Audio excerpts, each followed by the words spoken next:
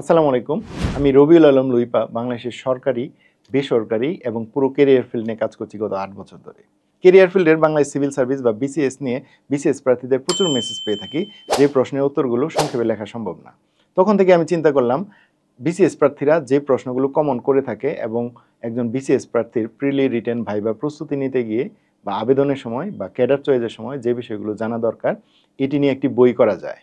আমার সেই ভাবনা বা চিন্তার বহিঃপ্রকাশ হচ্ছে রোড টু বিসিএস।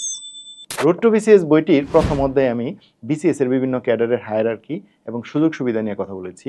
বিসিএস এর বিভিন্ন নন ক্যাডারের হায়ারার্কি এবং সুযোগ সুবিধা নিয়ে কথা বলেছি, যেন এই প্রথম অধ্যায় পড়ে একজন প্রার্থী ইজিলি ক্যাডার চয়েস দিতে পারে এবং নন ক্যাডার চয়েস দিতে পারে। রোড টু বিসিএস বইটির দ্বিতীয় অধ্যায়ে আমি বিসিএস এর পরীক্ষাগুলোর কথা বলেছি, বিসিএস এর নিয়োগ প্রক্রিয়া নিয়ে কথা বলেছি। এই জায়গায় আমি আবেদন অধ্যায়ে একজন প্রার্থী কিভাবে বিসিএস আবেদন করবে এবং আবেদন করার সময় প্রার্থীরা সাধারণত কী কী ধরনের ভুল করে থাকে সেই বিষয়গুলো তুলে ধরার চেষ্টা করেছি। এরপর বিসিএস প্রিলিমিনারি অংশে প্রিলিমিনারি পরীক্ষার সিলেবাস যুক্ত করেছি। বিগত একটা বিসিএস প্রিলিমিনারি পরীক্ষার রিয়েল প্রশ্ন যুক্ত করেছি। বিসিএস প্রিলিমিনারি পরীক্ষার যে বিষয়গুলো থেকে প্রশ্ন করা হয় সেই বিষয়গুলোর প্রিপারেশন কিভাবে নেবে তা নিয়ে কথা বলেছি, এবং একজন প্রার্থী কিভাবে সংক্ষিপ্ত সময়ে বিসিএস প্রিলিমিনারি পরীক্ষার প্রিপারেশন নিতে পারবে, রুটিন করে কিভাবে তাকে পড়তে হবে, কোন কোন বই পড়তে হবে, বুক লিস্ট কিভাবে সাজাতে হবে, এই বিষয়গুলো যুক্ত করার চেষ্টা করেছি। বিসিএস লিখিত অংশেও প্রিলিমিনারি মতো লিখিত পরীক্ষার সিলেবাস নিয়ে কথা বলেছি। বিগত একটা বিসিএস লিখিত পরীক্ষার রিয়েল প্রশ্ন যুক্ত করার চেষ্টা করেছি।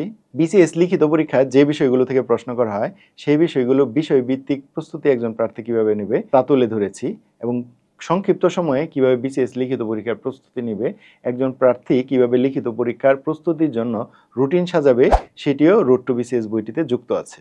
আবার বিসিএস ভাইবা অংশে একজন বিসিএস ভাইবা প্রার্থীর dress up and get up কেমন হতে পারে, তার ভাইবা বোর্ডে কি আচরণ করতে হবে, ভাইবা প্রস্তুতির জন্য একজন প্রার্থীকে কোন কোন বিষয়গুলো পড়তে হবে, কিভাবে প্রস্তুতি নিতে হবে, এই বিষয়গুলো যুক্ত করার চেষ্টা করেছি। এবং এর সাথে বিসিএস ভাইবার একটা রিয়েল ভাইবার নমুনা তুলে ধরেছি, যেন একজন প্রার্থী সেই ভাইবাটি পড়ার মাধ্যমে বুঝতে পারে বিসিএস ভাইবাতে কি কি প্রশ্ন করা হয়। প্রিলি রিটেন ভাইবা এর মাধ্যমে কিন্তু বিসিএস এর নিয়োগ প্রক্রিয়া শেষ হয় না।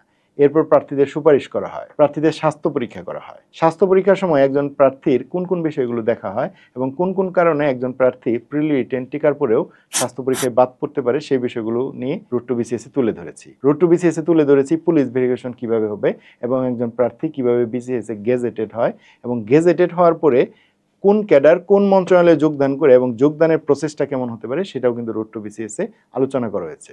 অর্থাৎ একজন প্রার্থী বিসিএস প্রিলিমিনারি রিটেন বা ভাইবা যে স্টেজেই থাকুক, বা একজন শিক্ষার্থী যদি বিসিএস নিয়ে কেরিয়ার চিন্তা ভাবনা করতে পারে, তার জন্য রোড টু বিসিএস একটা গাইড হিসেবে ভূমিকা পালন করতে। বাংলাদেশের 64 জেলার বুকশপগুলো এবং সকল অনলাইন প্ল্যাটফর্মে রোড টু বিসিএস বইটি পাওয়া যাচ্ছে। আশা করছি রোড টু বিসিএস বইটি বিসিএস প্রত্যাশীদের স্বপ্ন পূরণে সহায়ক ভূমিকা পালন করবে। সবাইকে অনেক ধন্যবাদ এবং শুভকামনা। আসসালামু আলাইকুম।